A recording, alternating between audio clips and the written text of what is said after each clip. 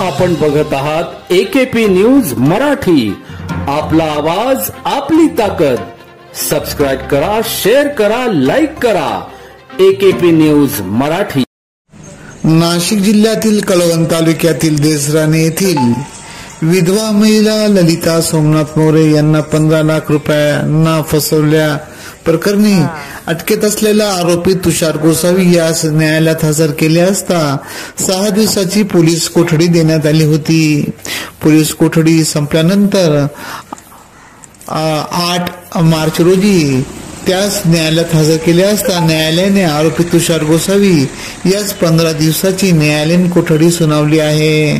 तेव्हा आरोपी गोसावी यास नाशिक येथील सेंट्रल जेल येथे पाठविण्यात आले आहे।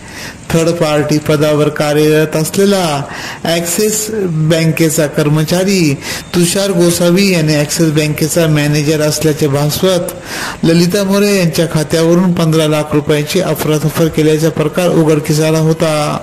ललिता मोरे यांच्या तक्रारीवरून गुन्हा दाखल करण्यात आल्याने आरोपी तुषार गोसावी यास अटक करण्यात आली होती।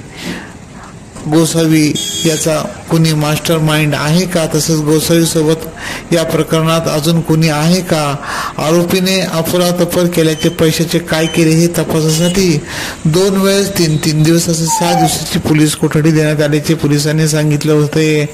तपासादरम्यान बऱ्याच काही गोष्टी हाती लागल्याचे समजते। 8 मार्च रोजी आरोपीस कळवण न्यायालयात हजर केले असता न्यायालयाने गोसावी यास 19 मार्च पर्यंत न्यायालयीन कोठडी सुनावण्यात आली आहे। सदर प्रकरणाची चौकशी कळवण पोलीस स्टेशनचे सहाय्यक पोलीस निरीक्षक जगदीश बोरसे करीत आहेत। एकेपी न्यूज साठी ब्युरो चीफ अनवर खान पठाण, नाशिक।